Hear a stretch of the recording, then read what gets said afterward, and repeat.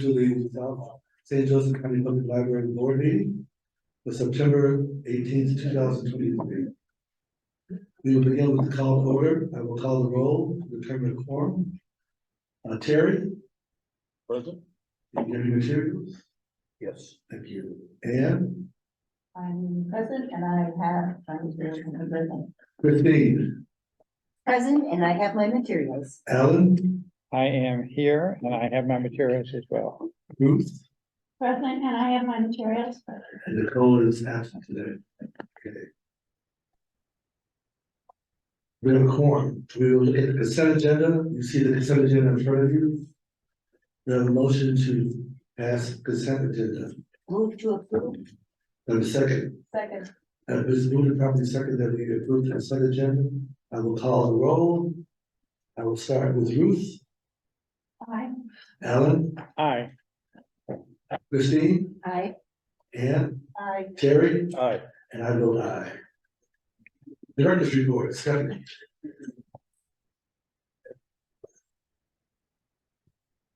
Thank you. So the facilities manager and I met with the director and deputy director of the St. Joe County Emergency Management Agency and discussed ways that the library could be a part of their disaster planning process.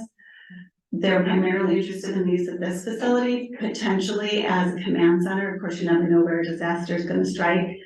And then the access to internet at any of our locations and the possibility that our staff in a disaster could help with FEMA applications for community members. So we're excited to be a part of that planning team and to be able, let's hope we never need it. And but if we do, we'll be able to make our services available to the community. We did have a vandalism incident at Western Branch. 2 windows were broken. Fortunately, those are double paned glass. Who lost my mic? Julia's gonna help me out. So those fortunately are double paned glass windows, so we did not have to board them up. I think they were rocks, only went through the outer panes of glass. So we have new windows ordered there. LaSalle, since school has started back up, has been very busy.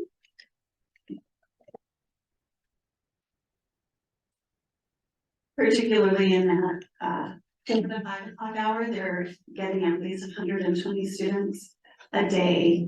The staff out there has been phenomenal. The meeting room is transformed before school gets out with games and activities for the students, and they just work really hard to keep the kids engaged and out of trouble. And really, if you go out there in that time, it is very busy, and I'm just so impressed and proud of the staff out there for the work they do. We did complete our audit exit interview, which I'm sure Anjanette will mention too. It was a clean audit. The Friends of the Library chose to rebrand. They're going to rebrand as the St. Joseph County Public Library Foundation. It just is a little more reflective of the work they've actually been doing the last few years. It will change the activity of the volunteers at our book sale room at all. It just makes it clear that their primary purpose is fundraising and grant acceptance for the library. So that board is very active, very engaged, very excited to be working with the library, and by and large, a group of young professionals, which we're excited about. May I ask a question? The interruption in the middle. Sure. I've heard the term Friends of the Library across the nation. Have other libraries gone to this new branding? Yes, and some have separate groups, but we haven't done like a traditional Friends paid membership in a number of years.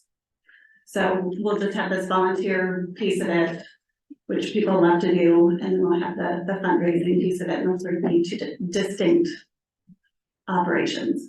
Excellent, thank you. In August, we had a record number of 537 attendees at our baby times, which is phenomenal. And there's a high level of demand for this type of programming. Our youth services team does a great job of providing just outstanding programming for our youngest patrons and their families. In our branch visioning, our branch managers have taken a survey about the condition of their facilities and about how people use their facilities. MKM will meet with branch staff next Monday and Tuesday, and then we have community input sessions and focus groups on the books for October. And if you haven't seen on social media, we have a community survey that's out, and I think we had a little trouble with that Friday or Saturday, and it's all fixed and ready to go. So if anyone's tried to take the survey and run into trouble, please try again. Our senior leadership team received a 2-hour training on project management that we found to be very helpful to just think about how we can work interdepartmentally and make our projects more visible to everyone and make sure we're being efficient in the work that we do. And we're looking forward to our staff day next Thursday, where we have a full slate of continuing education. Thank you. Any questions for Stephanie? If none, do I have I'm sorry. I don't think that makes work either, is it? Is it? Yeah. Oh, Sounded quiet. okay. Good. Any questions for Stephanie? If none, do I have a motion to accept the director's report? Do I have a second? Second. It's been moved and second to accept the director's report. I will call the roll. Ruth? Aye. Alan? Aye. Christine? Aye. Ann? Aye. Terry? Aye. And I vote aye. And Stephanie will give the patient engagement report. So you have all the typical statistics in your board packet. Jenny asked me to point out a couple of things. The gate count at Western is lower than usual this month. We had some problems, some water issues in the lobby, and we had to shut that down. We built a ramp to the back door for accessible access, but that didn't have the working in it. So just to put that in context, if you go out there, the problem is solved. It looks a lot better. We're happy with those repairs. We continue to see amazing community use of our public libraries with 66,000 visitors. That's a 19% increase over the same time period last year.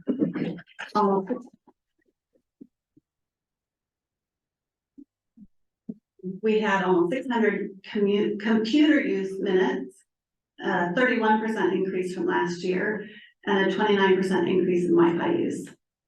And we signed up almost 1,000 new cardholders in August. So that's from Jenny.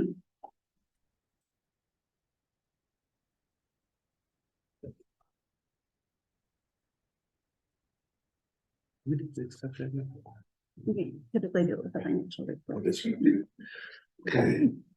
Financial report, Jeanette.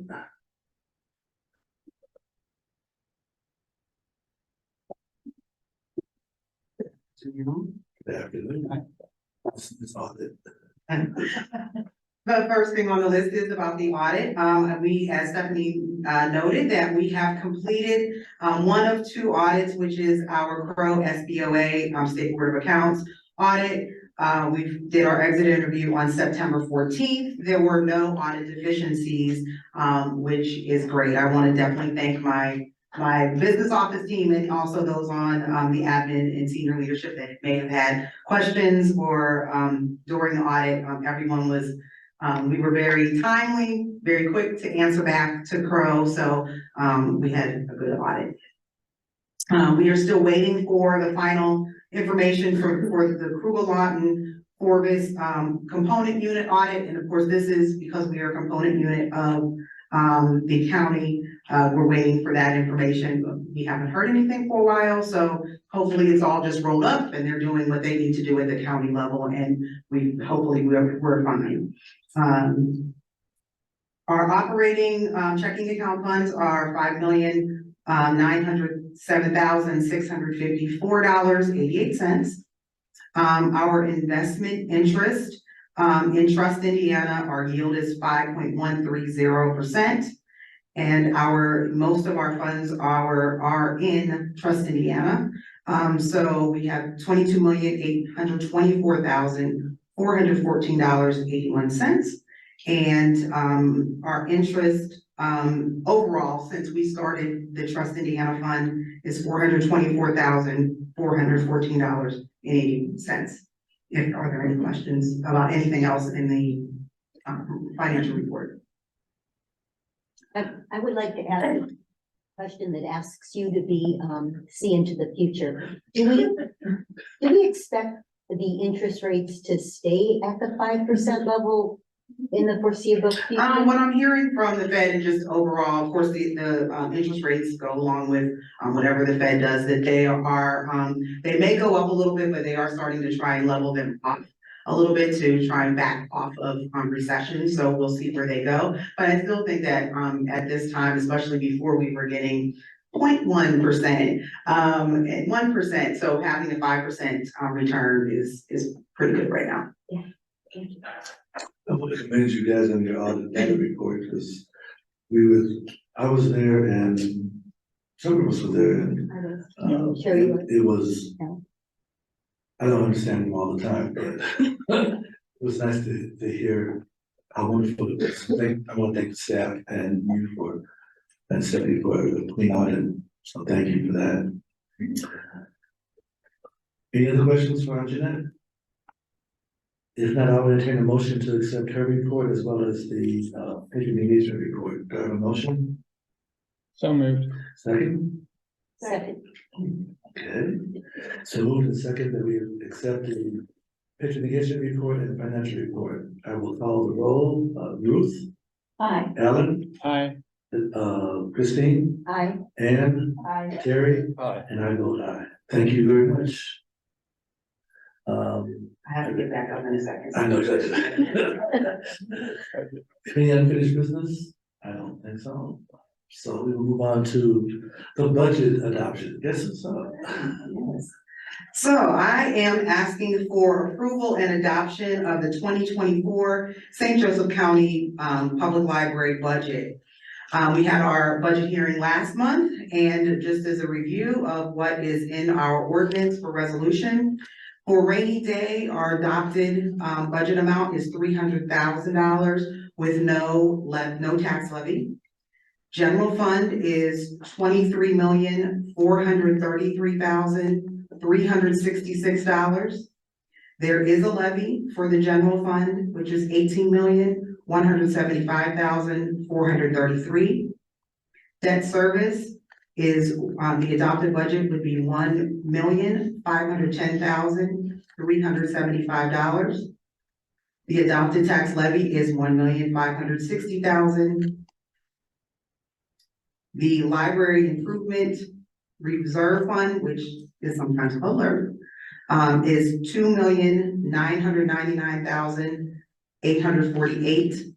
And there is no levy for the library improvement reserve fund. We also have a home rule fund, which is the self-insurance fund, which is an adopted budget amount of $650,000 with no levy. So we are at this time asking for approval and adoption of the 2024 St. Joseph County Public Library budget. Any questions for Jeanette? If none, I will entertain a motion for approval. Do I have a second? Second. Is we moved properly second to adopt the 2024. Our fiscal year is January to December. Okay. Budget. I will call the roll. Ann. Aye. Terry. Aye. Ruth. Aye. Alan. Aye. Christine. Aye. And I vote aye. Budget has been approved. Thank you. And the TMV lease, Stephanie?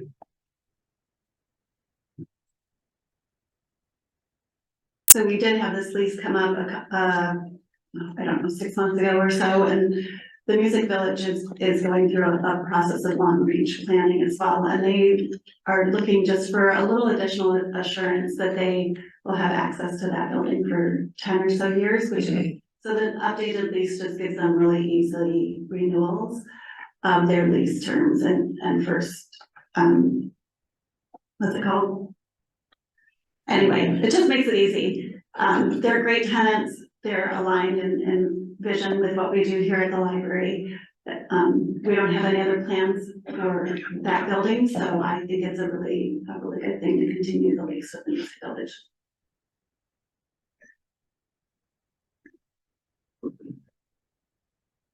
Do I have a motion to approve the music village lease? You've all seen it, I'm sure. Alan says, So moved. move, have a second? Second. Gentlemen, second that we approve the music village lease. I will call the roll. I'll start with Ann, Aye. Terry, Aye. Christine, Aye. Alan, Aye. Ruth, Aye. and I vote aye. Approved. Thank you. Karen, the patron record purge.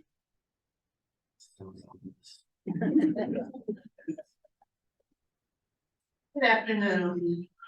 It is requested that the board approve the following updates to the annual patron record purge. The Indiana code requires that libraries annually purge or mark inactive accounts for those patrons who have not used their accounts for the last 3 years and who do not owe any materials, fines, or fees to the library. Currently, records are purged for patrons after 3 years with no activity and no fines or fees under $20. Records are also purged after 10 years with no activity with fines over $20.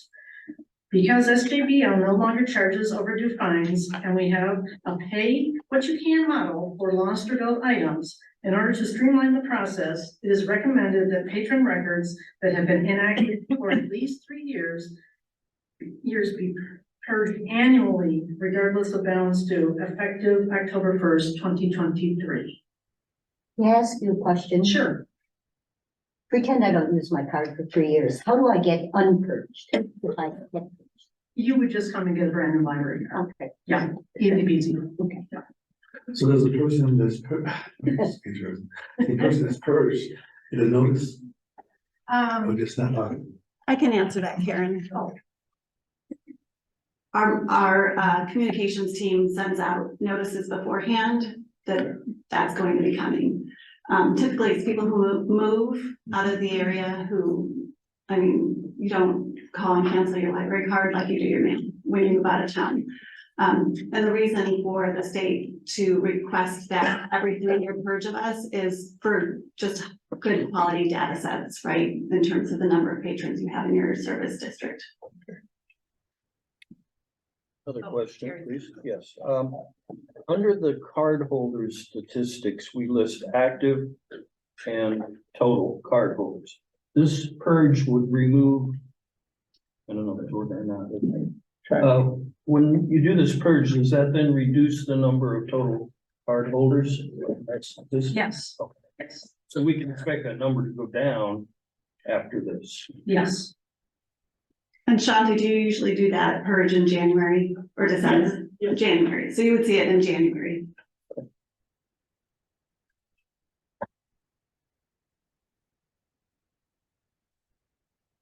So you're asking us to approve this. Yes, please. Okay, is there a motion to approve? So move. Second. Oh, you guys are easy. Okay, it's been moved and second that we approve the patron record purge. I will call the roll. Ruth? Aye. Ann, Alan? Ann, Aye. Alan, Aye.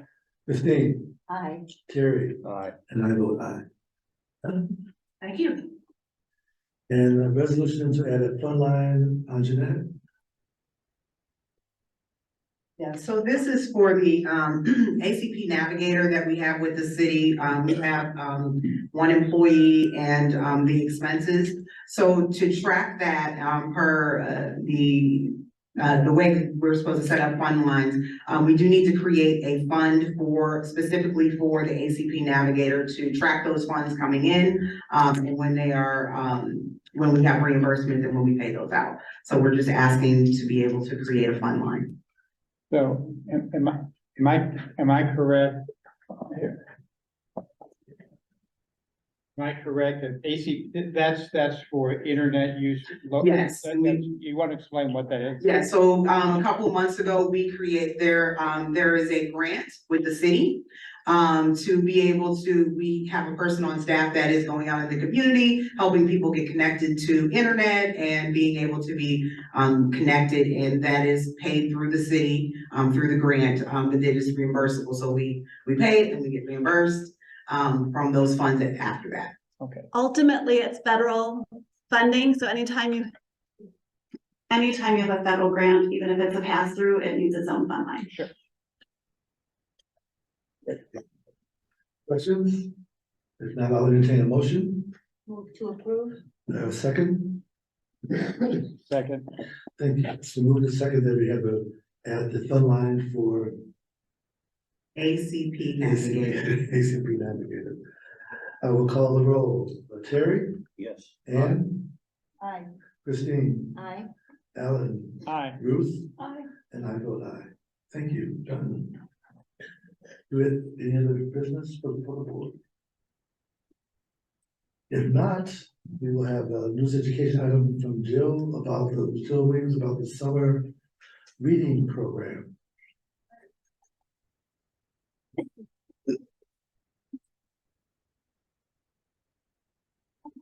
Hello. Thank you. Okay, I'm here to talk about the very successful summer reading club this year. Maybe. Oh, This no. technology is You best. can talk. There we go. Alrighty, so we had a few changes to our club this year, just to make sure that we made the best we could be. So we've made our biggest change was to have one easy program that families could all do together. In the past, we had different ones for different age groups. So we had early literacy, ages 0 to 5 would read a certain number of books. Children would read a certain number of minutes, and teens and adults a different number of books. It was a lot for parents to keep track of, and we wanted to streamline it. So there were simple things that families could all do together. And so we also wanted to make it more flexible, how families could learn and participate throughout the whole summer. So we created 3 ways that families could earn points. They could do the traditional read or listen to a book, graphic novel, or magazine, or they could go out in the community and participate in a new way. They could explore the library with activities they could do here.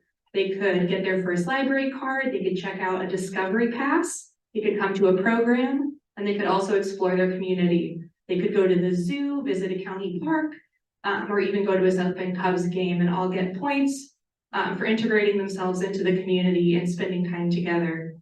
We also wanted to reward participation in a new way. In the past, we'd have a lot of kiddos who would try really hard, but they just couldn't quite hit that 600-minute mark. And so that meant that even though they were trying their best and reading a lot, it was really disheartening that they couldn't always get prizes for it. And so we wanted to make sure that we were rewarding the participation and the effort that families were putting in every step along the way. And so we went with monthly sign-up prizes, where thanks to the foundation, we were able to do a book giveaway to help families build their home libraries. So in June and July, just for signing up and being a part of the club, everyone got to pick a book to take home. And in July, they also got a t-shirt advertising they were part of the summer reading club designed by a local artist. So we really wanted to just celebrate that everyone was participating in summer reading. And we also did monthly participation raffles. So for everyone who got at least 1 point each month, they were entered in to win raffle prizes. In years previous, the more you read, the more raffle entries you got, which means that people who could read a lot of books were winning all the raffles, and children who worked really hard to read that one book over the summer, 2, 3, and 4, never won, and that was a sense of disappointment. So we wanted to make sure that we were kind of making a way for everyone to have their reading rewarded and celebrated. And our goal this year was to have 4,000 signups. And a little bit about that, we actually hit 5,243 registrations, which was a 70% increase from 2022. And these increases happened across every age group. Our littlest, which is early lit ages 0 to 5, had a 54% increase. Kids, which is 6 to 11, saw 39%. Teens saw 54%, and grown-ups were our runaway surprise with 140% increase. We heard from a lot of our branch librarians that Grown-ups were just thrilled that they could do something that was flexible, didn't have to read a certain number of books, they could do it with their kids. They could pick a book and get their 1 point right now. They just had a more flexible way to participate and make it feel like summer reading was for them too. We actually did pre-registration for the first time in a few years again, and 27% of our total signups happened in the 2 weeks at the end of May. So people were really excited for summer reading and they showed up. A little bit more about activities. So we brought back activities that we hadn't tried in a few years with the Explore Your Community and Explore Your Library. And patrons completed over 16,000 total activities this summer. And they did activities the whole summer long. 51% of those 16,000 activities were completed in June and 49% were completed in July. So they didn't just start in June and then never do any more. They did activities the entire summer long. The most popular ones were visiting the city or county park, taking a bike ride with your family, a walk, or visiting a new restaurant or store, and then visiting the library. Yay! And then comparing books. And we can't do a direct comparison with 2022 for every age category because children read minutes in years past. So I could say, look at this huge percentage increase from books from last year, but it wouldn't be entirely genuine. But we can talk about early lit teens and adults. Overall, patrons read over 62,000 books this summer. They read 55% of those books in June and 45% of those books in July. Our littlest read 4% more books than last summer, so modest increase. Teens read 43% more books, and grown-ups read 99% more books than last summer. They were busy. So our early lit, which is our ages 0 to 5, read an average of 30 books per patron. Kids read an average of 10 books, teens an average of 8, and grown-ups an average of 5. And one thing we were aiming for this year when we redid the model was we were thinking about the just some of the research about the summer slide, which is why summer reading is so important to us. And the research really says kids don't need to be reading 600 minutes to have a successful kind of successful summer in terms of maintaining their reading gains from the school year. Even 4 to 6 books helps prevent the loss of their learning skills heading into the next school year. So even getting children to read 4 to 6 books at their level is enough to help them maintain that school year gain from the previous school year. So the fact that our kids, when we made a more flexible model, we're reading an average of 10 and our teens an average of 8 means that our more flexible model worked. And grown-ups reading an average of 5 books in one summer is very impressive to me as well. So our average patron read 12 books this summer and completed 3 activities. And we also had some very excited kiddos who are raffle winners courtesy of Friends of the Library. Our raffle prizes were focused on community experiences. On the far left side, we have a winner who won a Griffin bookstore gift card. Very exciting. And a lot of kiddos commented that they had never won before. This was the first year they had won something from summer reading because of the way we did new raffle models. And so it was just lots of excitement. Our next winner actually won Music Village classes. So a 5 set of those. We had a Ninja Golf birthday party and a Generations Adventureplex gift card. So some very excited winners. Thank you to our foundation. And that is my summer reading report.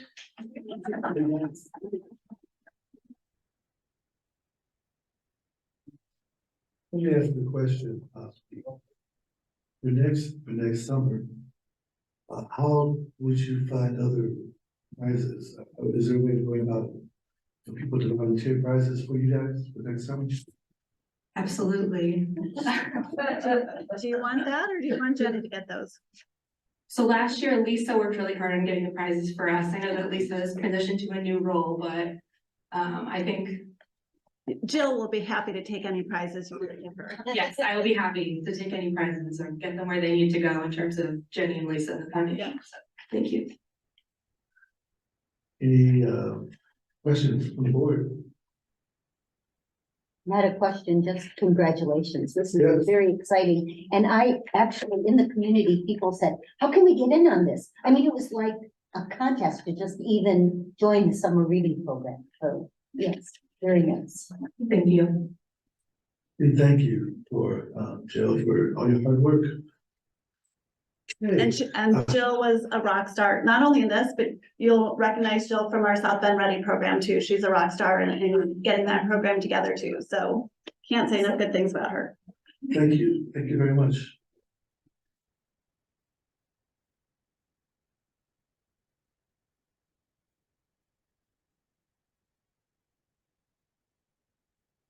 It is now time for hearing the visitors. At the regular meetings, the public is invited to address the board during the public comment period of the agenda, which is now. Individuals may only speak once for 3 minutes during this time. Each individual must use their own allotted time, cannot be given to another speaker. If you wish to give public comment, you must sign in at the beginning of the meeting. When your name is called, speakers may approach the podium. They shall properly identify themselves by stating their name and address for the record. Personnel issues will not be addressed during an open session of the library board. Please be respectful during the comment period. I'm gonna say that one more time. Please be respectful during the comment period. This includes not interrupting others and ending your comments when your time is up. For the sake of time, please refrain from applause. Since the board acts as a unified body and not as individual members, the board listens but does not respond to public comments. Your name will be called in the order, and you'll be given a 30-second signal before your time is up. Are we ready? Okay, first name, please. Alexander Hess Waldron.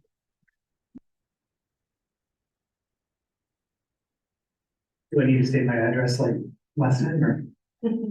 Okay, 515 Riverside Drive, South Bend. Thank you. Right, thank you to the board and to the amazing librarians and staff at SJCPL. I am fortunate to have counted myself among your number until I left for another position. During the last few board meetings, I've heard many book passages taken out of context to try to push a narrative.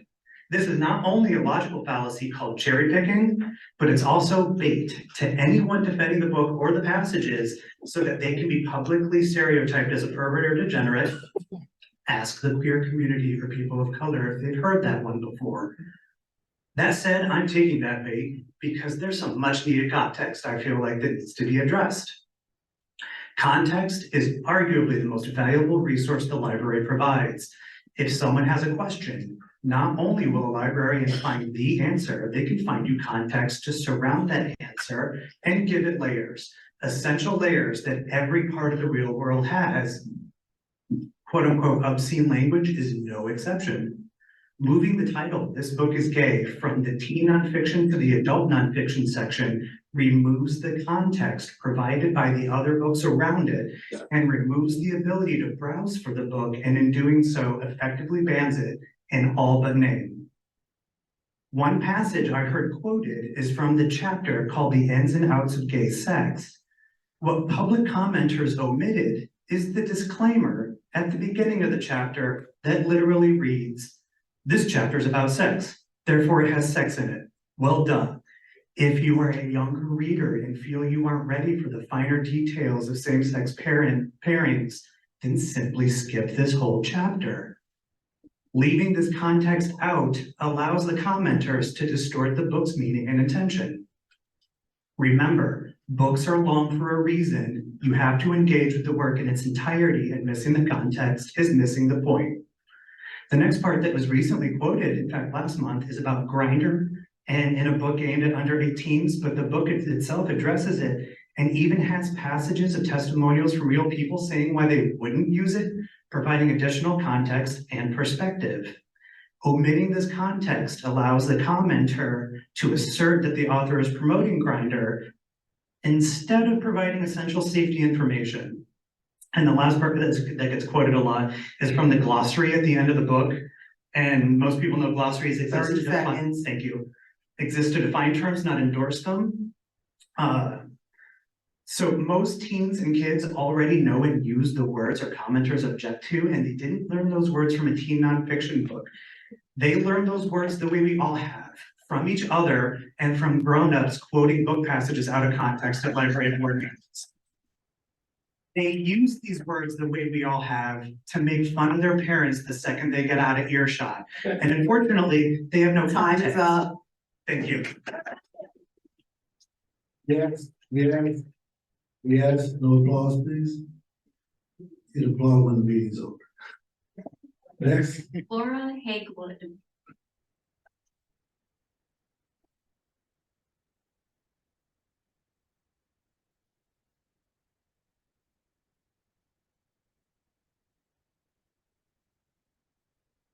Hi, good afternoon. can you hear me? Yes, My address is 1735 West North Shore Drive, South Bend. thank you. I wholeheartedly support the library board. I had planned to comment on the political tactics that Amy Drake and her local associates, the Moms for Liberty in Fishers, Indiana, and similar groups across the country are using to influence local policies. But right now, I'll do that at another time in another context. But right now, it seems most urgent to try to calm the irrational fear misdirected at LGBTQ+ themed books, which have been scapegoated to advance political goals unrelated to the safety of children. If the energy driving most of the good faith people who've been drawn to this controversy is anxiety about the safety of our kids, then most of us here have no fundamental disagreement. We all want all of our community's vulnerable, innocent children to be safe.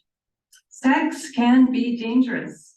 Even children's own sexual feelings may sometimes feel dangerous to them because those feelings are powerful and can seem hard to control, especially at puberty. Plus, there are predators, people who want to act out their desires on our children's bodies. Sex can be very dangerous, and danger is always frightening. As with everything that frightens us, though, the less we know about the biological, psychological, and criminological facts of sex, and the more disinformation we are fed in place of those facts, the more irrationally frightened we become. And the more irrationally frightened we become, the less thoughtfully, purposefully, and effectively we can address the very real dangers sex presents to our children, including abuse, assault, pedophiliac grooming and coercion, trafficking, exploitation, unsupported pregnancy, and disease. That's why I wholeheartedly support our library board in making accurate, comprehensive, fully inclusive sexual knowledge and understanding, which novels and stories also provide. Making that material appropriately available to each and every person in St. 30 Joseph seconds. County. We all agree that we want to keep our children safe, children who are accurately, factually, and fully informed about sex. Learn to stay safe. Thank you. Thank you. Next speaker, please. Cynthia Heckman Davis. Good afternoon. Good afternoon. Cynthia Heckman Davis, you have my address on the sign-in sheet. I support our libraries and our library board policies. Remember the Salem witch trials? Teenage girls were killed by fear and mass hysteria. Our LGBTQ folk are current Salem victims. I hear the concern for our children and the fear from those who have spoken about book banning or reshelving, focusing on LGBTQ books. LGBTQ folk have been a part of humanity forever, only not called LGBT. Not so long ago, we called them confirmed bachelors or spinsters who live together. Currently, it seems the national fashion is to be cruel to LGBTQ+ folk, but they are a part of us. They are not going away, and they will not be put back into the closet. I would like to quote from a recent article by our own Councilman Amy Drake. Quote, one cannot capture the severity of a book by simply saying it's sexually explicit. Depending on generation, personal definitions, and exposure, the term can mean many things to different people. end quote. That is correct, and that is exactly why we need to stop agitating for reducing libraries in any way.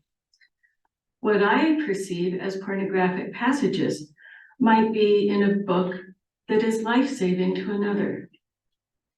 We are right to be concerned about our children, but the threat to our children comes not from books or from LGBTQ folk. No, the threat to our children comes from our politically divisive us versus them thinking, from our fear of those who don't look or think like us, from our being armed to the teeth with weapons of war on our streets, from our degradation of the air we breathe and the water we drink. As a person of faith, I am hopeful that we can come together to help each other thrive. Howard Zinn said, "To be hopeful in bad times is not just foolishly romantic. It is based on the fact that human history is a history not only of cruelty, but also of compassion, sacrifice, courage, and kindness. To live now as we think human beings should live, in defiance of all that is bad around us, is itself a marvelous victory." I'd like to finish 30 seconds. I'd like to finish with a quote from Walter Cronkite.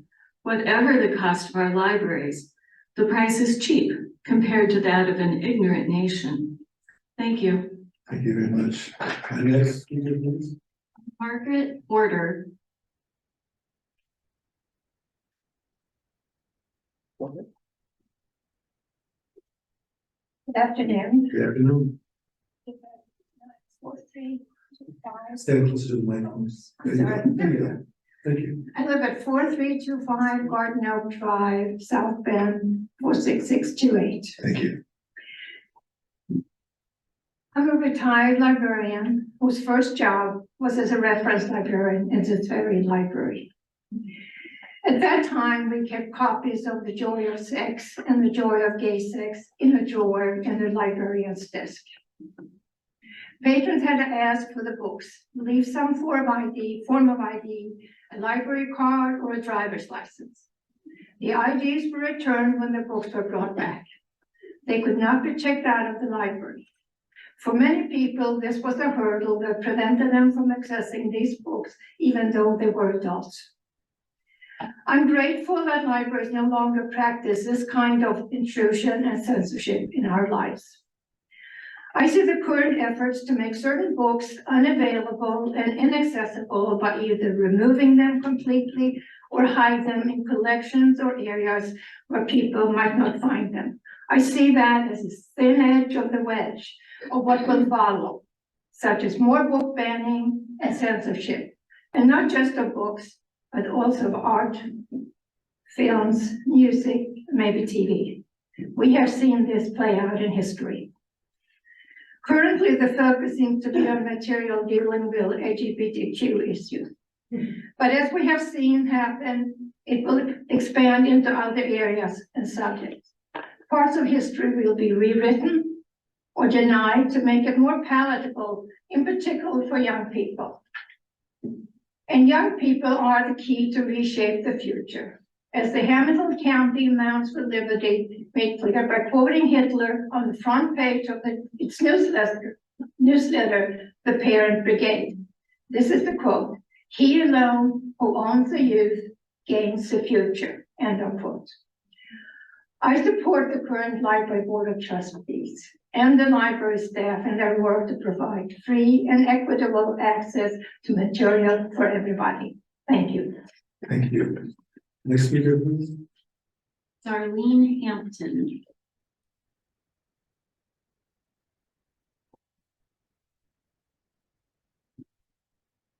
Hello.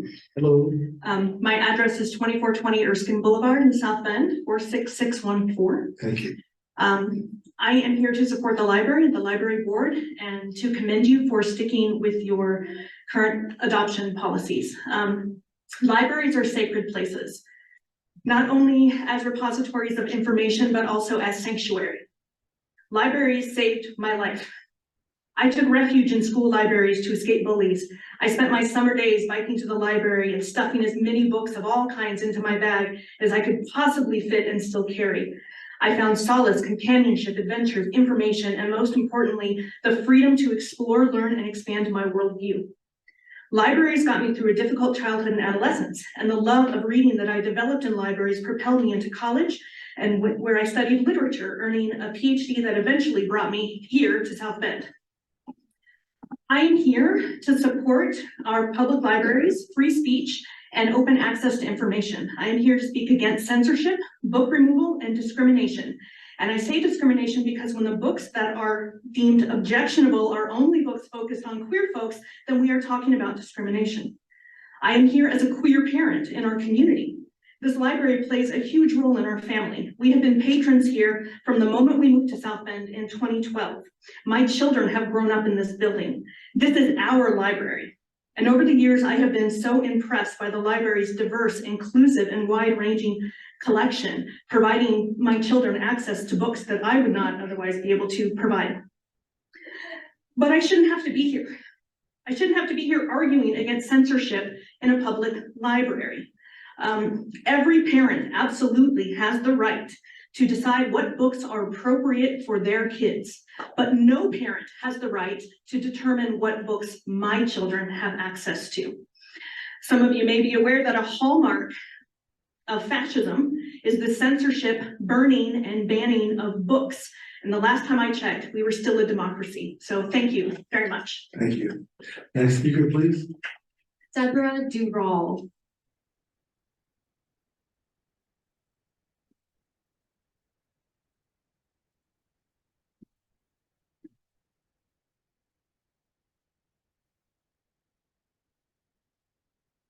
Please.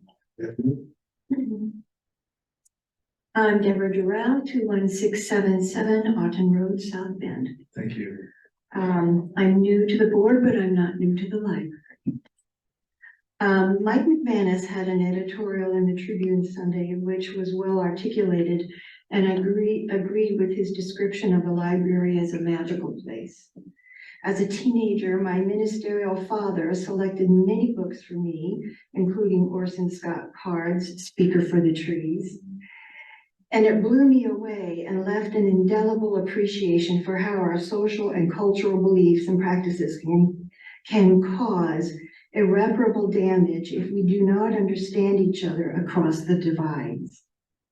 Ted Chiang's book and movie Arrival and the mythic story of Arthur's Camelot bring a similar shining message.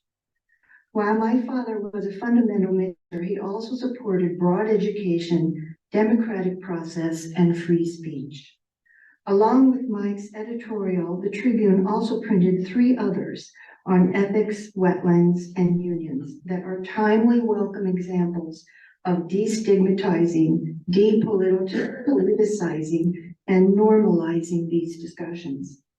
I personally feel spoiled by the libraries as both a place of luxurious opportunities and adventure and resources that have helped educate, strengthen, and build better choices.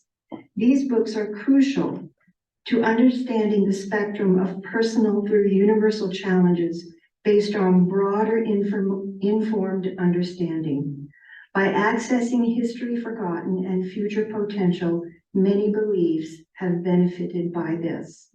Free speech is the same dynamic underlying process of evolving ecosystems and biodiversity of our world, as crucial to our survival as compartmentalizing and control. In spite of my father's gifts of intellect and training and good intentions, our family was irreparably damaged and divided by the religious response to the 60s, 70s, and 80s. Yet those of us who are avid readers have survived and been strengthened and enriched to balance those influences. I've been blessed by these many sources of learning, both dark and bittersweet. It is the reality of life. The world is a complex place, as are we, and we need all the 30 help we can seconds. get. We may be reaching the limits to our historical pattern of compartments and control as the main tactic for survival. We need to embrace and explore how to share existence. Free speech is one part of life at its best. Let's keep it free. Thank you very much. Next speaker, please. Tony Garasha.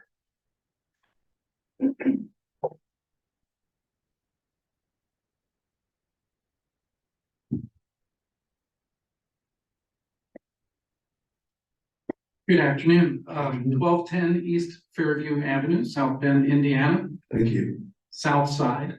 Thank you. My wife and I have been members of South Bend since 1981, and we have participated in the library, really support your efforts. Not only through our taxes, but through all the late fees that I pay. In fact, I'd like to think that me switching to ebooks helped you abandon that policy, so I appreciate it. My wife and I are the parents of 3 adult children. They don't live here anymore in South Bend. 2 of our children are gay. I just want you to let you know that.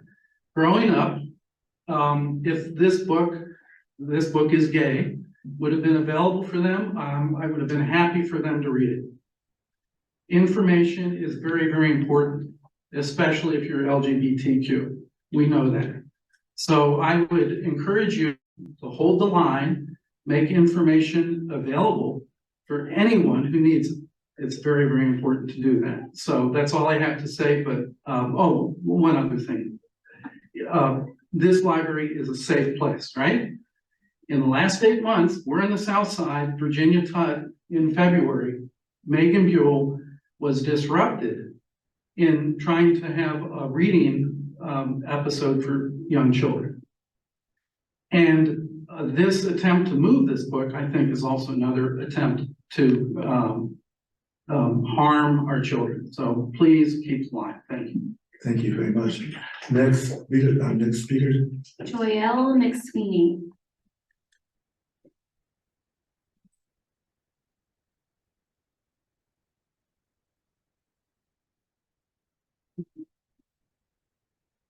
Hi, my name is Joelle McSweeney. My address is on the paperwork, but I prefer not to give it because this gentleman is filming in the back. How you doing? And I'm not that comfortable with that. May I continue? Continue. Thank you.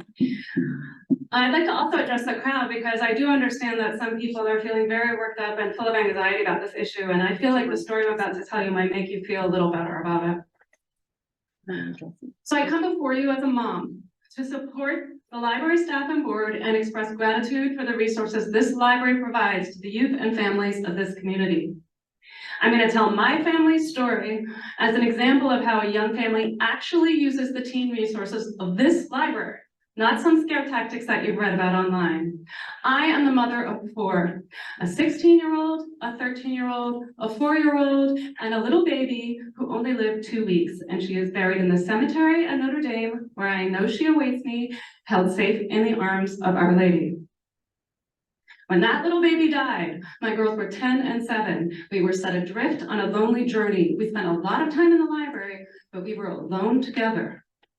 And that was while I was browsing at this very library that unexpectedly I came across a book which set us on a path to healing. It was a YA graphic novel with a queer protagonist. What was important about this protagonist was not that he was gay, but that he was patient with himself and others. He was a talented gardener and he nurtured himself and others. He was lonely, but he took it as an opportunity to learn about himself. He found a way to continue living despite big disappointments. My girls and I read this book together and separately. We talked about the book. My girls copied its art, and one even entered her fan art in the bookmark contest sponsored by the library. This book was a way for us to begin to negotiate the sad terrain of our loss, and to nurture ourselves and to envision a future. That's what the best books do. And I found it browsing the teen shelves. I found it in a YA graphic novel about a queer teen that I didn't even know I was looking for. And now that my girls are teens, the newly refurbished teen room allows them to continue on this journey of nourishment, patience, and self-discovery. While those who oppose my views claim to have the safety of teens in mind, I would argue the teen room is actually the safe space. Here, teens can meet with their age peers in a designated space, supervised by a trained librarian, and browse titles reflecting a wide range of possible futures. Books are safer than online spaces as a means of finding out about the world. When teens pick up a book, they can take what they need from it or lay it aside, and they can move on to something else without worrying some predatory adult is on the other side of the screen, cookies are tracking them, or somebody will out them. And what's more, if some in this room have their way and remove properly YA books to the adult section, teen girls like my own will have to leave an area reserved for them and enter spaces full of adult patrons, which makes my girls uncomfortable. So you're taking away a safe place for teenage girls with this motion. In conclusion, I think it's vital to keep the YA collection intact and in a designated space where the teens can browse them. Thank you. You can 1 minute.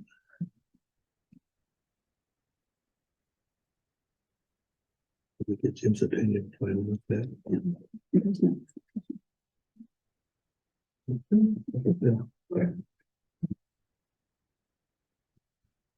Next speaker.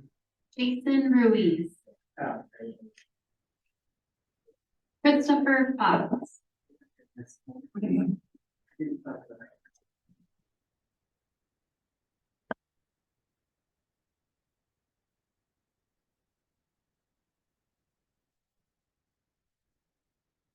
Christopher Fox, 16030 Baywood Lane, Granger. Good afternoon.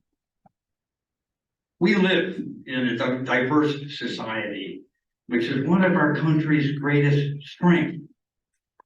But what we have recently had represented here is a small, extreme minority who want to tell the majority what they can read, how they should think, what they can do with their bodies, or who they are allowed to love. And do this in the name of liberty. Liberty for who, we might ask.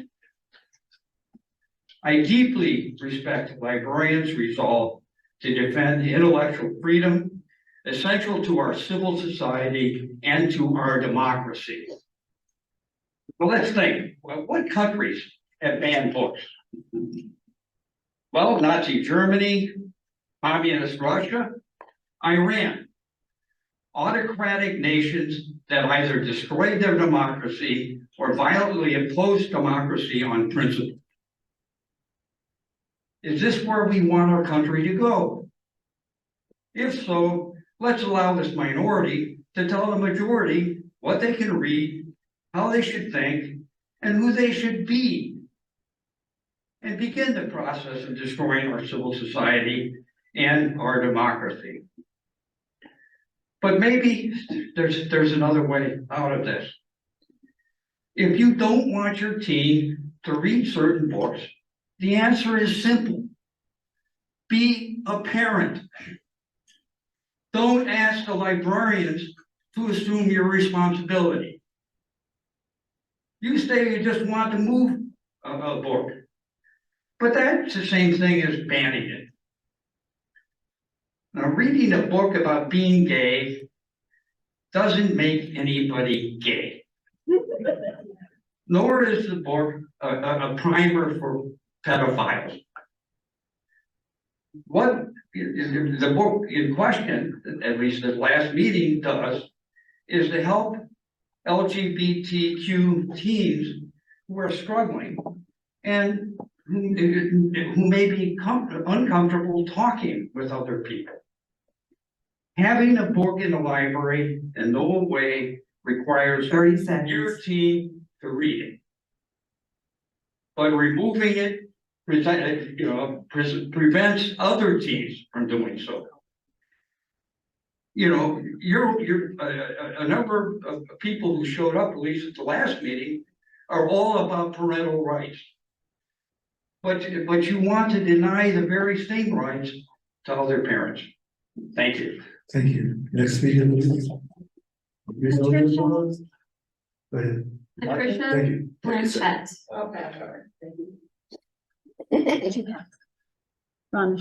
She passed.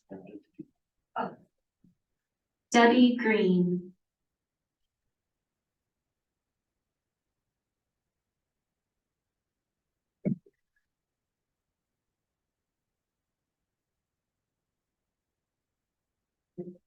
Name is Debbie Green, and my address is on the sheet. Speaking to the microphone, please. My name is Debbie Green, my address is on the sheet. I've lived in Southfield all my life. My kids were avid library attenders when they were younger. We did Science Alive, they always loved that. My daughter won one of those book awards. My kids are avid readers. Through college, my daughter's an English literature major. We don't believe in banning books. They have in our country books that were part of history that they need to learn because people don't know history and we keep repeating it. My only concern with, and I recently found out about some of the books for the younger kids, teaching about their body parts and this and that.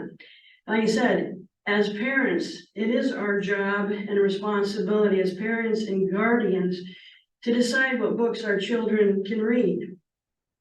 Some of them that are in the lower level grades, ages 7 and 10 that I saw, it is up to the parent to decide if they are ready to see these pictures. Some of them, they're colorful, they're cartoonish, they grab the kid's attention. They're walking by an aisle, and if they just grab one and open it randomly, they can see sexual actions. I don't want a 7-year-old to see that. I wouldn't want my 7-year-olds to see that. It's up to me to teach them about that, and that our children need to be children.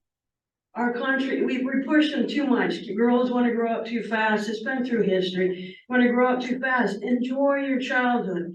Parents and guardians are the deciders of their education, be it school education, sexual education, and religious education. I just don't like the younger kids having these books that available that they can just grab if their parents aren't watching them or if someone else took them to the library. They should be in a section for the parents to check them out and teach them about their body parts as they're maturing. They're very vulnerable when they're going through puberty, and they can be swayed all different kinds of ways. And I have nothing against gay people, LGBTQ and all this stuff. The world is what it is, you're who you are. But we have a right as parents to decide what should be taught at that young of age. And I just would like those books not to be readily available right there, targeting that. That's all I have to say. Thank you. Next speaker, please. Marisol Moreno.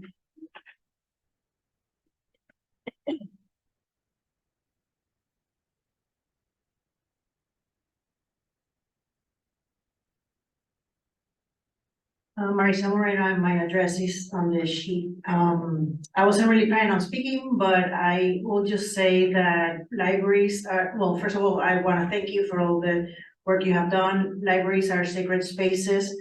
And if you are concerned about how your child is going to grab a book from the shelves, and then just be there with them, or instruct the person who is watching them to be careful so that they don't then find the books that you would not want them to see. But as parents, we all have the right to let our kids see the books that we want them to see, but other parents cannot be telling us what books with our kids should read. And no book, because this is all about LGBTQ plus literature. People are very scared that whatever kids may come across, may end up being something that's gonna change their minds or somehow turn them into LGBTQ people. And that seems to be the fear, but books are not that powerful. I think parents should be more concerned about what their kids are being exposed to through social media and the internet. Thank you. Thank you. Next speaker, please. Lionel Jensen.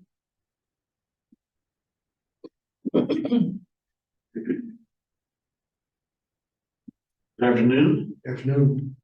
I'm really grateful for your presence in my living world as a member of this community and as a member of the university community, but also the larger community of St. Joseph County. And I must say that Actually, in the number of cities I've actually lived in, including Japan and China and many places in the US, I find this particular library to be perhaps one of the most grand achievements of public service I've ever seen. I want to commend you for your work. So, but in the recent contentiousness that has developed around our reading habits, or the, if you will, the actual books that actually are on the shelves or actually are decided to be purchased by or placed on the shelves by librarians. I think it's important for us to remember exactly what the vision of the St. Joseph County Public Library is. And I don't know if anybody has actually read the vision or, if you will, the values, but I would recommend you strongly do so. The basic vision is stated in the following. We imagine a community where everyone can achieve great things and live a life to its fullest. And it stresses several different missions and values, but unlike most corporate missions, which sound like they could be made by artificial intelligence, we get the following mission. We connect members of the diverse community of information, resources, culture, and each other. And it strikes me that's the most fundamental thing that can be made in a democracy. And for myself, being somebody who's actually lived and worked in a place that actually doesn't know such democratic principles, that being China, I want to just suggest that we keep this in mind. And the most important thing I want to stress here is that perhaps the most difficult thing in a democratic society is to deal with the fact that there must be diverse opinions, and they actually get expressed. And in a public format like this, that's good for all of us. And the fundamental thing we can learn about living in this moment is that we are all equally vulnerable. And COVID has taught us that more than anything else. And what makes us great as a public institution, the library, is understanding the intricacies of human vulnerability and understanding the importance that of ultimately making it possible to live in a safe environment, which it is in fact certain that our vulnerability will be identified as our fundamental strength as human beings. And I want to commend you again for essentially understanding that and making it possible for us to continue to grow with each other, both for and against what we believe is true, and ultimately decide that what we must do above all else is celebrate the common humanity of what makes us vulnerable, which is our common strength. Thanks. Thank you. Next speaker, please. Molly Kovecki, Passed. Ryan Hill,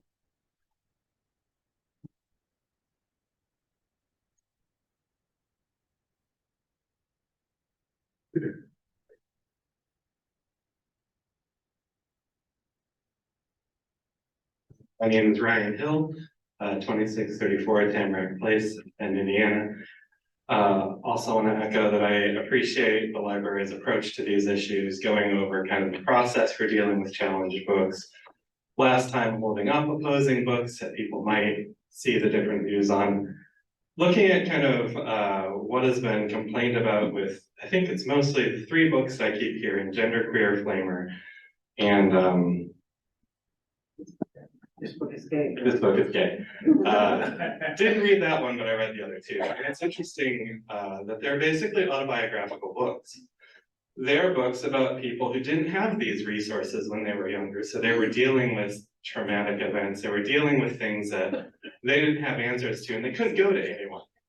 Because essentially, I mean, anyone knows growing up in this state, if people with kind of a LGBTQ background will know how dangerous it could be if they outed themselves, which is a topic of some of those books. Particularly annoyed me last time hearing one of the people go on about all the hate words that were used, and the context in the book was that was thrown at the author immediately after someone had attacked him, pushed him down, and used a knife to cut off his hair. And the person is complaining about angry words and not about, you know, what actually happened to this person. So it's good that we have these books available. It's important. These books are all rated 14 to 18. They're not kids' books, they're young adult books. They're for that period where kids are starting to have these questions and they might not have anyone they can go to for help.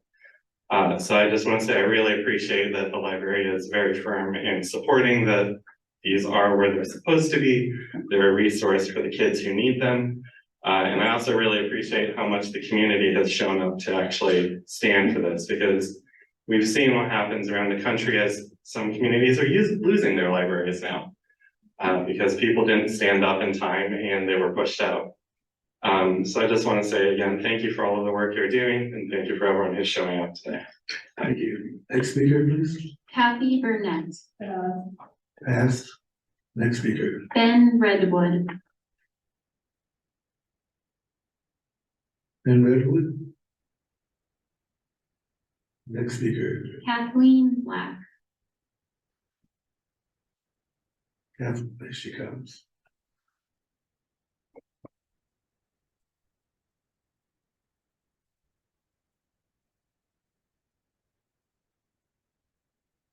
Good evening, everyone.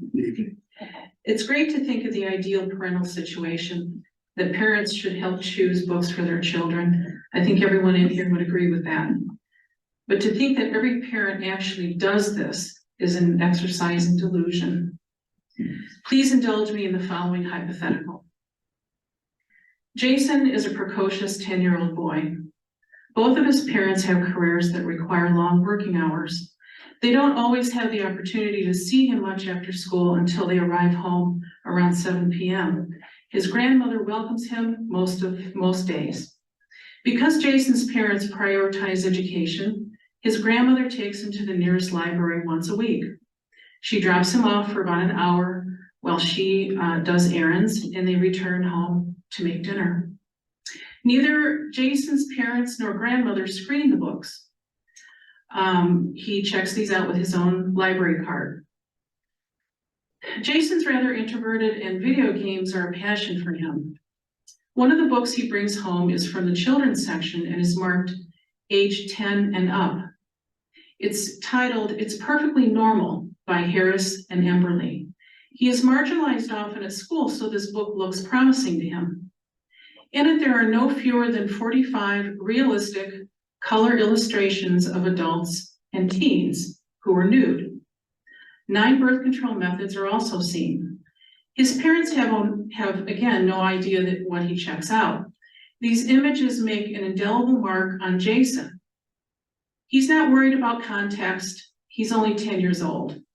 He's not into political discourse either. It's the interesting image he just saw that stays in his brain. Jason doesn't know what to make of this. He has seen busty females in video games, but now he knows what teen girls look like in detail, from vaginal to breast genitalia. In 2 or 3 years of being fascinated with like material, at 14, he matures and starts thinking about what a sexual encounter with his 7-year-old sister would be like.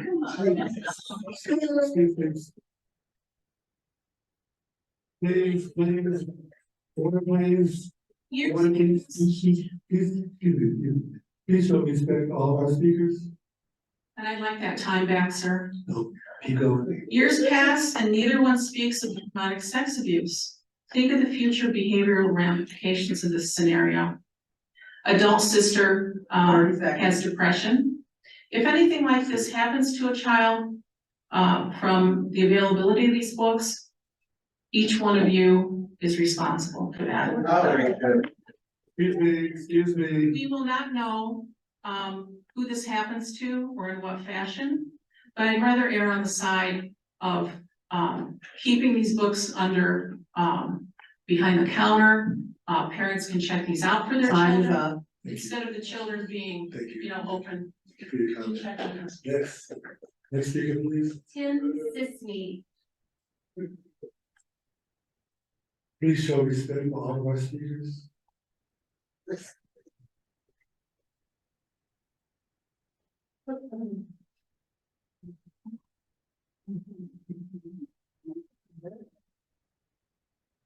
Good afternoon, Tim Sisney, CISNEY, 1825 East Donald Street, South Bend. Thank you. I attended the last board meeting, and there were a few more people here than today, but still it's a good turnout, which tells me that this is a very much hot button issue for certain people. We had about 80-something%, I guess, out of those speakers who have exercised their right to speak in favor of the library board. And you can add me to that list.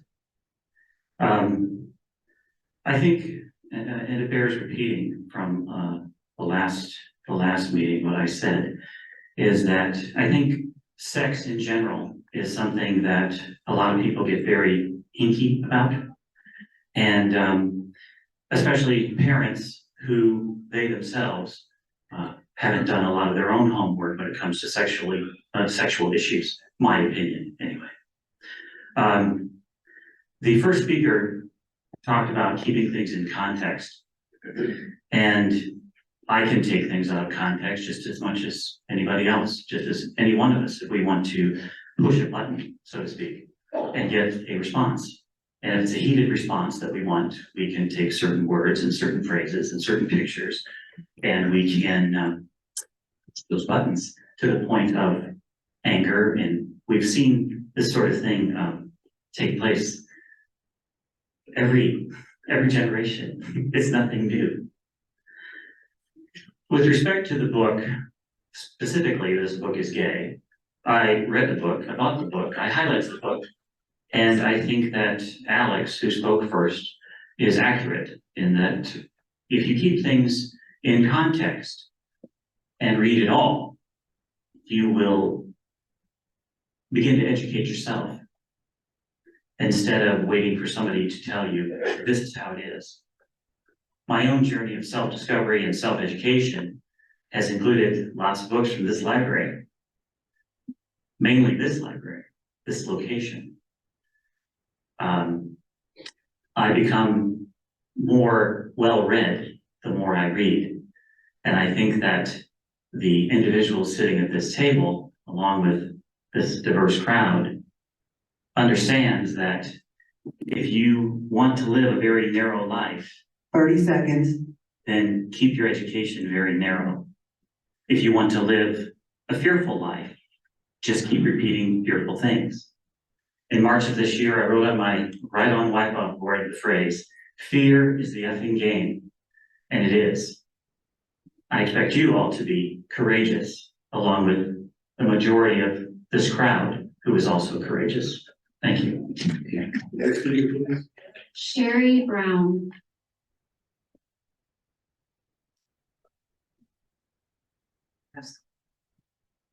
Yes, I want to say I too am a great supporter of the library. I came here often with my 3 neighbor children who are immigrants from Bosnia to the children's reading program. One of those girls is now bringing her own children here, so I'm very happy about that. I want to say first something about language. I did teach for decades German language and culture. I'm very familiar with the horrors that went on in the dark decades of the 21st century. And 20th century, sorry. So it is true what one of the other speakers said. You begin by being horrified and restricting access to one particular book, and then that you go down the line to other books. You end up, in Germany at least, they first persecuted what they called sexual perverts. Then they went to the Jews. The sexual perverts, as they were called, had a special pink badge in the concentration camps. So we don't want to restrict access to books. We want to think where this could be heading. In some states, this marvelous, marvelous work by Art Spiegelman called Mouse is a heart-wrenching book. There is a tiny 2.5 by 2 inch picture. And on the top at about 1/2 inch, a picture of all the Jews are mice. A picture of a female mouse with upper body lady marks drawn in, very tiny. This was considered a nude and enough to get it banned in a county in Tennessee, along with profanity, most of which is in German or Yiddish, I can say. So we don't want to go down this road. Art Spiegelman himself, who has a very good sense of irony, when he heard about this book being removed from the curriculum in Tennessee, said this is where it really got surreal, when they decided it was sexually explicit. Because anybody who could get their jollies off of Mouse is probably in need of greater help than anything the school could offer. Thank you. Next speaker, please. Cheryl Smith.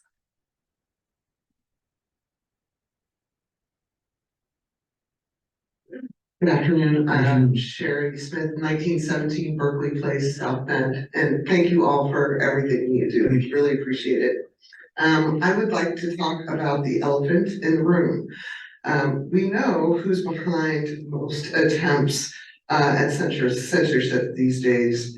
It's the oxymoronically named group Moms for Liberty. The group has been targeting libraries throughout the country and is closely affiliated with the Proud Boys, a neo-fascist and transphobic organization that uses intimidation and violence as tactics to enforce their narrow worldviews. According to their website, Moms for Liberty, quote, provide teaching the principles of liberty in our homes and community. Let's take a moment to talk about liberty. According to the Merriam-Webster dictionary, liberty means the quality or state of being free, the power to do as one pleases, freedom from physical restraint, freedom from arbitrary or despotic control, the positive enjoyment of various social, political, or economic rights and privileges, the power of choice. Groups like Moms for Liberty want to take away not just their own children's right to freely choose what they might want to read, which is ultimately their own decision as parents, but they also want to go beyond the walls of their own homes and reach into the lives of other families and tell them what they can and can't read, which is absolutely antithetical to the definition of liberty. The type of control they are seeking is, in my opinion, the absolute worst type of despotism, because they are attempting to control the life of children's minds and their ability to understand the world from a variety of perspectives. Particularly, I would note the perspectives of LGBTQ individuals and people from underrepresented groups. This type of control is a hallmark of fascist groups throughout history. Their demands may seem innocent enough right now, but their ultimate goal is to control the life of children's minds. Not just their own children's minds, as this their right, but everyone's children, which is absolutely not their right. I pity these people because their actions are driven by fear and misunderstanding. They proclaim to want to quote, protect the children. However, I have not heard of one child whose life was taken by a book. Honestly, if this group of individuals truly wanted to protect children, they would focus their efforts on gun control, as firearms are now the #1 cause of death for children in this country. 30 seconds. But sadly, that is not their goal. Their goal is to silence the voices of vulnerable members of our community and replace them with their own. Thank you again. Thank you. Next speaker, please. Ryan T. Krutman.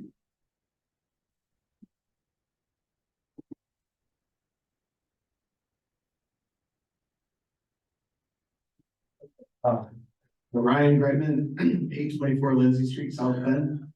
This is my first and probably my last meeting here, so appreciate you having me. And I haven't got a book in over 3 years, so I'm gonna have to hurry up and check one out so I don't get purged. But I really like the new library, the renovation. So I consider myself pretty moderate.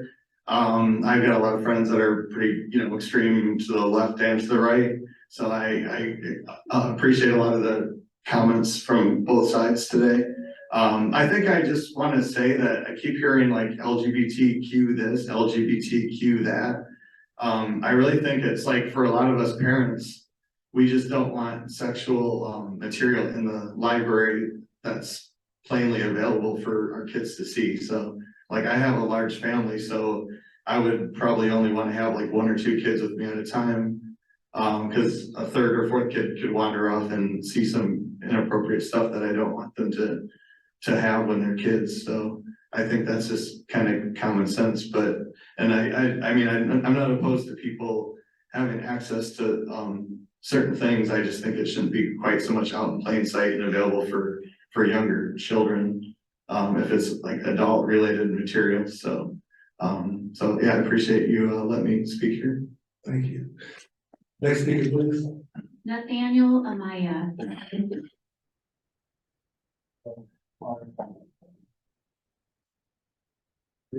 Up there. No, right there. Right there. Speak to you. No, Nathaniel, right there. Yeah. Your name and address, please. 451 Pulaski Street.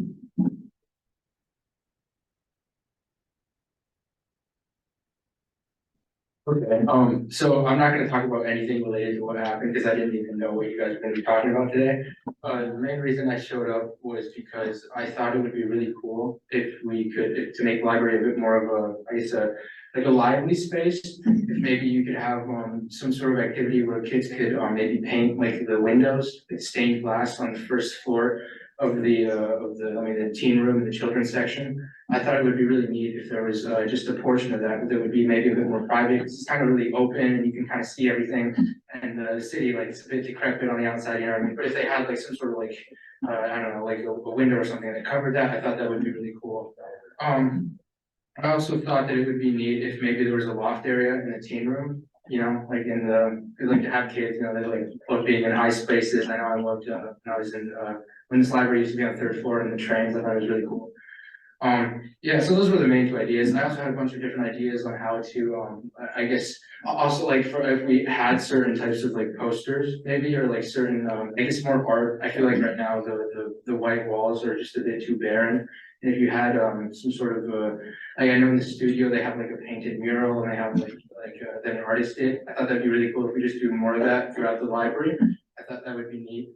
I also, and then, okay, so then my main thing is, hearing all of your guys' opinions. I think there's definitely merit to it, but I tend to think that people sometimes, they use one specific medium to sort of, I guess, they make it an excuse for all of their other problems and then they can hide behind this one thing.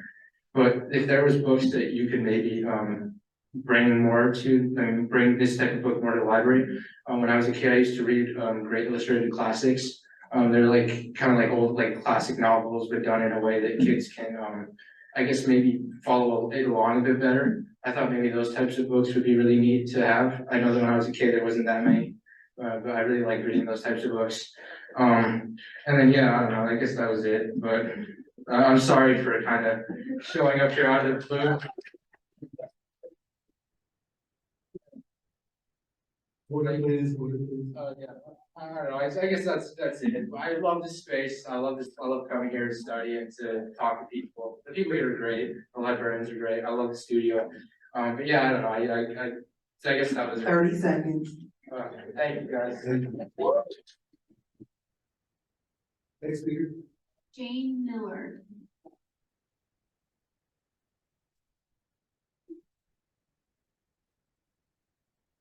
Feel kind of bad following Nathaniel, I can't beat that.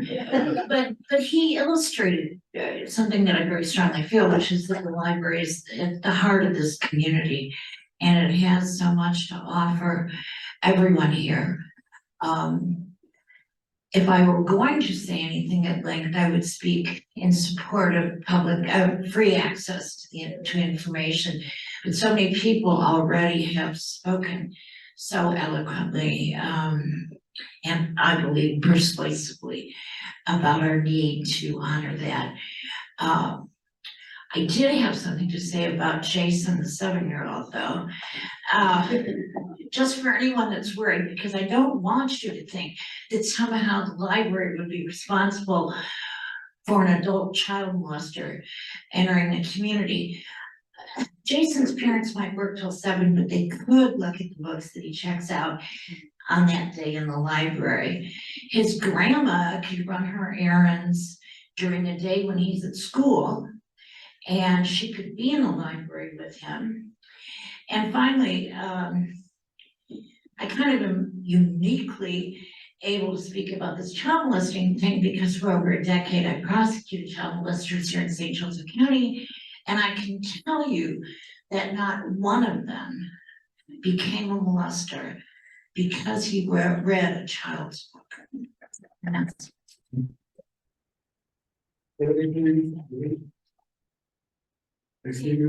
Dane Sherman.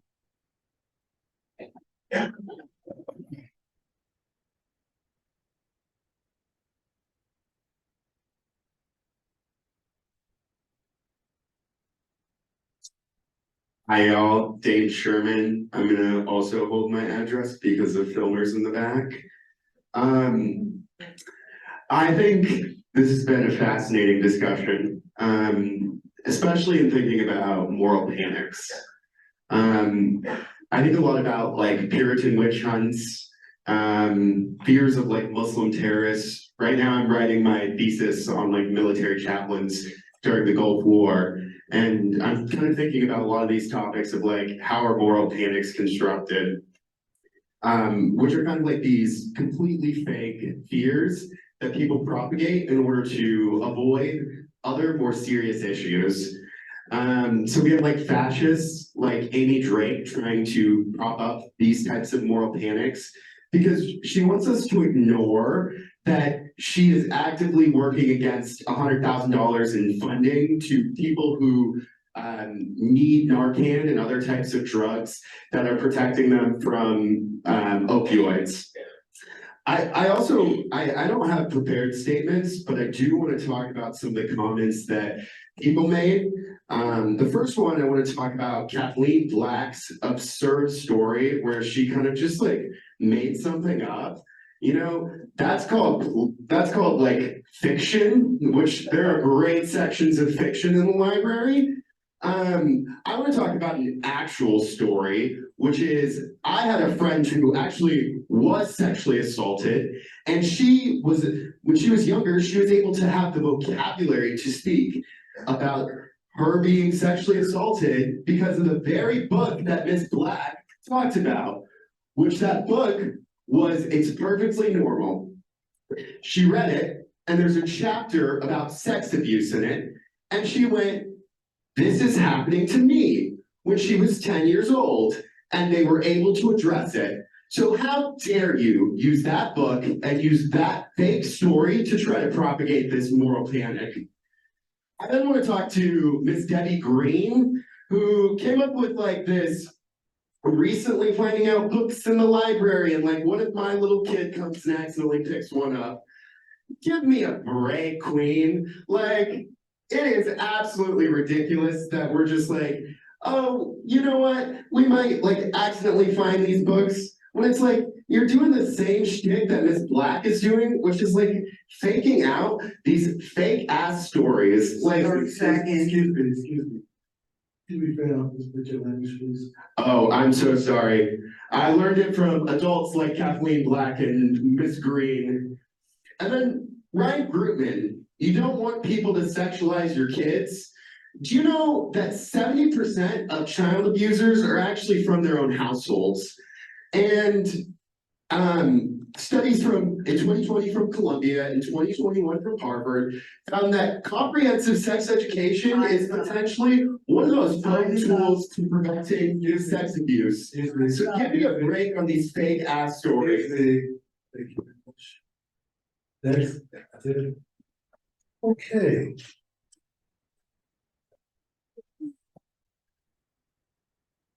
Thank you all for your comments.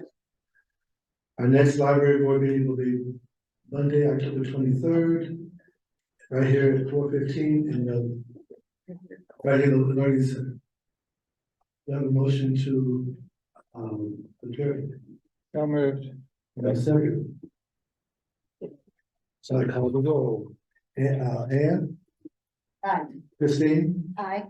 Ellen? Aye. Ruth? Aye. And I vote aye. And Terry? We thank you for coming. Thank you very much. He is dismissed.